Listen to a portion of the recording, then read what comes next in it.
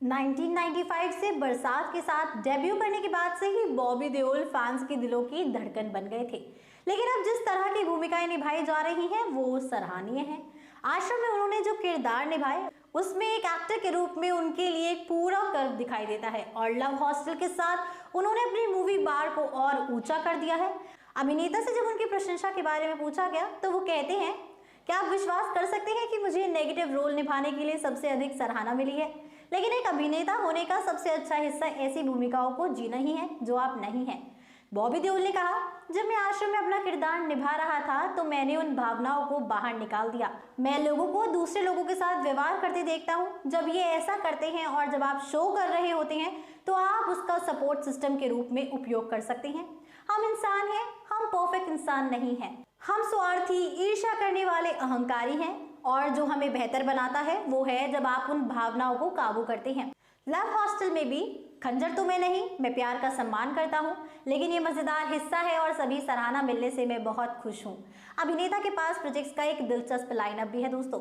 इसके अलावा सोल्जर 2 की भी अफवाहें आ रही हैं। उन अफवाहों का जवाब देते हुए बॉबी कहते हैं, काश ये सच होता, मुझे भी नहीं पता।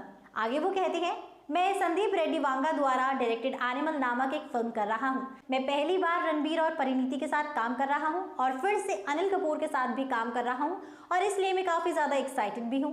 नेटफ्लिक्स के लिए पेंट हाउस नाम की एक फिल्म भी है।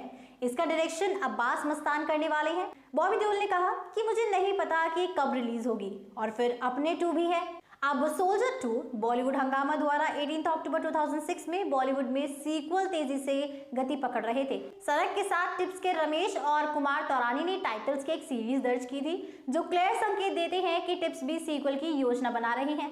तौरानियों द्वारा रजिस्टर्ड टाइटल्स में बादशाह 2, हमराज 2 और सोल्जर 2, 3, 4 और 5 शामिल थे। दिलचस्प बात यह है कि मूल फिल्में बादशाह, हमराज और soldier man in white Abbas Mastan द्वारा डायरेक्टेड की गई थी, जो संयोगवश टिप्स के लिए एक मल्टी स्टार को डायरेक्ट कर रहे थे। रमेश तौरानी विकास की पुष्टि करते हैं, ये टाइटल उन विषयों के अनुरूप है जिन पर हम वर्तमान में काम कर सकते हैं और उन्होंने कहा कि यही कारण है कि हमने उन्हें रजिस्टर करने का फैसला किया था कि इससे पहले कि कोई और रजिस्टर कर दे। तो अब बात यह आती है कि कौन सा सीक्वल पहले रोल करेगा। अभी कुछ भी फाइनल नहीं हुआ है, ना ही कोई अनाउंसमेंट सुनने में आई है। देखते हैं कि चीजें पहले कैसे शेप लेती हैं। वो कहते हैं, ऐसा लगता है कि सीक्वल निश्चित रूप से कार्ड पर है। क्या ये हमराज, बादशाह या सोल्जर होगा? आपका क्या अनुमान है दोस्तों, हमें कमेंट सेक्शन में जरूर बताइएगा। साथ ही प्रीति जिंटा ने बताया था कि उन्होंने क्यों सोल्जर के क्लाइमेक्स शूट को पूरे 1 हफ्ते के लिए छोड़ दिया था। प्रीति जिंटा ने साइकोलॉजी की परीक्षा देने के लिए सोल्जर का क्लाइमेक्स शूट बीच में ही छोड़ दिया था। जी हाँ दोस्तों, एक्ट्रेस प्रीति जिंटा ने 1998 में रिलीज हुई अपनी फिल्म सोल्जर के मेकर्स के लिए एक भावुक नोट लिखा था और फिल्म की शूटिंग के कुछ किस्से भी शेयर किए थे। प्रीति जिंटा ने कुछ साल पहले सरोगेसी के जरिए अपने जुड़वा बच्चों को यानी कि जिया और जय को जन्म दिया था।